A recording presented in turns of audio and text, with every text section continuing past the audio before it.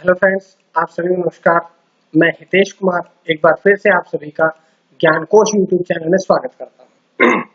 आज है 13 सितंबर और 13 सितंबर से जितनी भी करंट अफेयर्स बनेंगी वो हम आज की वीडियो में पढ़ेंगे। इसका पीडीएफ आपको चैनल के डिस्क्रिप्शन में मिल जाएगा या ज्ञान कोश नाम से ही टेलीग्राम चैनल है और फेसबुक पेज है जहां पर मैं और भी नोट्स शेयर करता हूं, तो आप लोग वो दोनों ज्वाइन कर लीजिएगा और उन दोनों का लिंक भी वीडियो के डिस्क्रिप्शन में है, आप लोग जरूर वहां से पढ़ें। उसके बाद चलिए शुरू करते हैं आज के कुछ महत्वपूर्ण करंट अफेयर्स। सबसे पहला प्रश्न, एरो इंडिया के 13वें संस्करण के आयोजन की तारीखों की घोषणा की गई है। अब एरो इंडिया का 13वां संस्करण के आयोजन होगा जिसकी तारीखों की घोषणा की गई है, तो ये कब आयोजित होगा? सबसे पहले तो बात ये करते हैं। तो एरो इंडिया के 13वें संस्करण का आयोजन होगा 2021 में, अर्थात 3 फरवरी से 7 फरवरी तक ये 4 दिवसीय ये आयोजन होगा। तो 3 से 7 फरवरी 2021 तक इसका आयोजन किया जाएगा। लेकिन अगर प्रश्न पूछा जाता है आपसे कि इसका आयोजन कहां पर किया जाएगा, तो इसका आयोजन होगा कर्नाटक के वायुसेना स्टेशन येलहंका बेंगलुरु में। ये जो येलहंका है ये बेंगलुरु में स्थित है, तो यहाँ बेंगलुरु में ही इसका आयोजन किया जाएगा। अब इसी के साथ साथ में हमारे देश के रक्षा मंत्री श्री राजनाथ सिंह द्वारा एरो इंडिया 2021 के लिए एक वेबसाइट भी लॉन्च की गई है। ये जो एरो इंडिया है ये एशिया का सबसे बड़ा एयर शो है और सबसे बड़ी विमान प्रदर्शनी भी है। तो इस बात को आपने पढ़ना है। अगर आपसे पूछा जाए कि एशिया का सबसे बड़ा एयर शो या विमान प्रदर्शनी कौन सी है, तो ये एरो इंडिया ही है और ये 1996 के बाद से बेंगलुरु में हर दूसरे वर्ष आयोजित किया जाता है, यानी कि ये द्विवार्षिक आयोजन होता है इसका। अब जो 12वां संस्करण जो था, क्योंकि अब तो 13वां हो गया 2021 में, लेकिन अगर हम 12वें संस्करण की बात करें तो 12वें संस्करण की मेजबानी भी बेंगलोर ने की थी, जो 20 फरवरी से 24 फरवरी 2019 तक आयोजित किया गया था। तो देखिए यहाँ 2019 में आयोजन हुआ था और अब होगा 2021 में। तो ये बात आपने पढ़नी है कि इसका आयोजन हर 2 साल में किया जाता है। ये प्रश्न से जानकारियां मिली। उसके बाद बढ़ते हैं अगले प्रश्न की तरफ। वैश्विक आर्थिक स्वतंत्रता सूचकांक 2020 जारी किया गया। तो जो वैश्विक आर्थिक स्वतंत्रता सूचकांक है इससे संबंधित पूरा लेखा जोखा हम पढ़ेंगे इस प्रश्न में। तो इसकी सबसे पहले तो ये किसके द्वारा सूचकांक जारी किया गया है, तो ये कनाडा के फ्रेजर इंस्टीट्यूट द्वारा जारी किया गया है। विश्व आर्थिक स्वतंत्रता का ये 24वां संस्करण है। जो ये सूचकांक है ये अब की बार 24वां इसका संस्करण है। इसे भारत ने नई दिल्ली स्थित think tank centre for civil society के संयोजन में इसको जारी किया गया। अब इसके बाद देखिएगा कि ये जो आर्थिक स्वतंत्रता सूचकांक जारी किया गया है इसमें शीर्ष देश या सबसे प्रथम स्थान पर कौन सा देश रहा है, तो सबसे पहले रहा है हांगकांग, दूसरे स्थान पर सिंगापुर, तीसरे स्थान पर न्यूजीलैंड, चौथे स्थान पर स्विट्जरलैंड, 5वें स्थान पर रहा है अमेरिका, संयुक्त राज्य अमेरिका। तो ये तो वो देश थे जो टॉप 5 थे। अब बात करें अपने देश की, क्योंकि भारत का भी तो नाम आना चाहिए ना इसमें, तो भारत को स्थान मिला है 105वां। तो इस आर्थिक सूचकांक में, आर्थिक स्वतंत्रता सूचकांक में पहले स्थान पर हांगकांग है, लेकिन भारत का स्थान 105वां है। भारत का पड़ोसी देश है चीन, तो चीन का स्थान रहा है 124वां।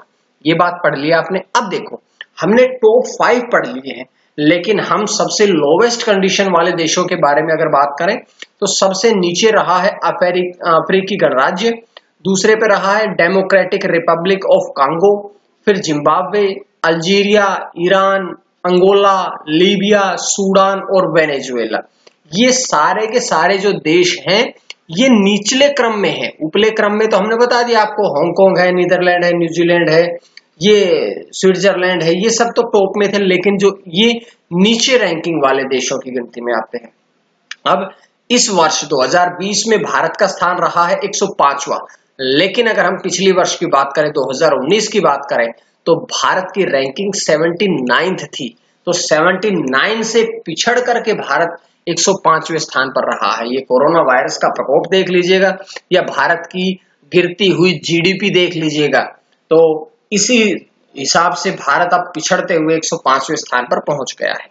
अब ये फ्रेजर इंस्टीट्यूट के अध्यक्ष, क्योंकि फ्रेजर इंस्टीट्यूट ने तो ये लॉन्च किया ना कनाडा वाले ने, तो कनाडा के फ्रेजर इंस्टीट्यूट ने लॉन्च किया है, जारी किया है। तो फ्रेजर इंस्टीट्यूट की अगर हम बात करें, उसके अध्यक्ष की बात करें तो पीटर ब्राउन। और फ्रेजर इंस्टीट्यूट का मुख्यालय कहां पे है? तो इसका मुख्यालय है वैंकूवर, जो कि है कनाडा में। तो ये पूरी जानकारी हमने इस प्रश्न से पढ़ी है। उसके बाद बढ़ते हैं अगले प्रश्न की तरफ। मूडीज ने वित्त वर्ष 2020-21 में भारत की जीडीपी का अनुमान लगाया है। भारत की जीडीपी इस वर्ष बहुत ज्यादा गिरी है, माइनस में बहुत ज्यादा गिरी है, लेकिन अब आगामी सत्र के लिए 2020-21 के लिए भारत की जीडीपी मूडीज ने आकलन किया है, जिसका अनुमान लगाया है 11.5%, 11.5%, वो भी नेगेटिव, अर्थात -11.5% इसका अनुमान लगाया गया है। और मूडीज ने 2020-21 के साथ साथ में वित्त वर्ष 2020-21-22 का भी अनुमान लगाया है। तो 21-22 के अनुमान में भारत की अर्थव्यवस्था थोड़ी ऊंची उठेगी और उसके साथ ही भारत की जीडीपी में 10.6% बढ़ने का, पॉजिटिव बढ़ने का अनुमान लगाया गया है। आगामी वर्ष में भी 11.5% नेगेटिव रहेगा, यानी कि -11.5% रहेगा, और उसके बाद अगले वर्ष में 10.6% बढ़ने का अनुमान लगाया है। तो ये जानकारियां थी। अब एक प्रश्न और बनता है, देखिए मूडीज ने ये अनुमान लगाया है, ये आकलन मूडीज ने लगाया है, तो हम मूडीज से संबंधित प्रश्नों को भी पढ़ते हैं। तो मूडीज की अगर हम बात करें, मूडीज जो है वो एक रेटिंग एजेंसी है। इसकी स्थापना 1909 में हुई थी।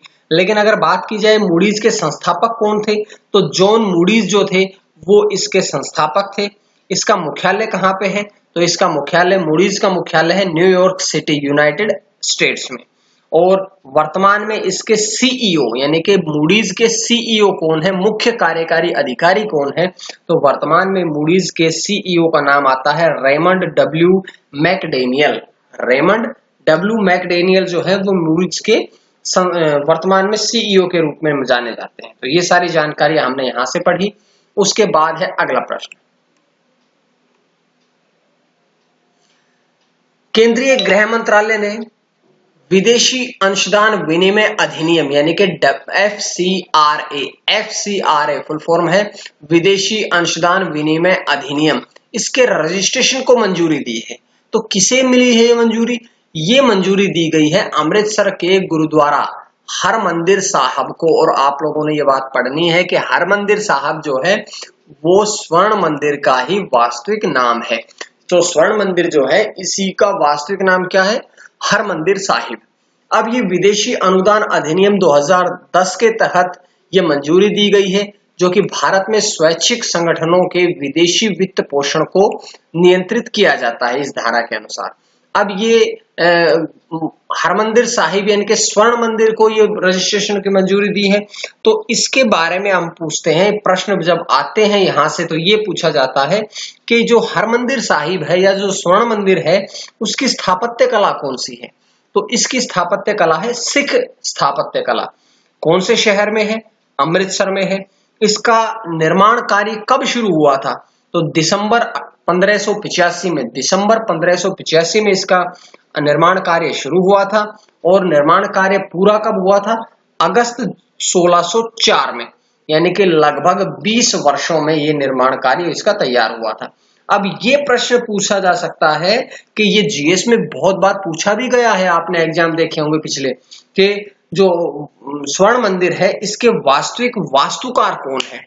तो सिखों के गुरु अर्जुन देव जो थे वे स्वर्ण मंदिर के वास्तुकार थे। तो ये जानकारी हमने यहां से मिली।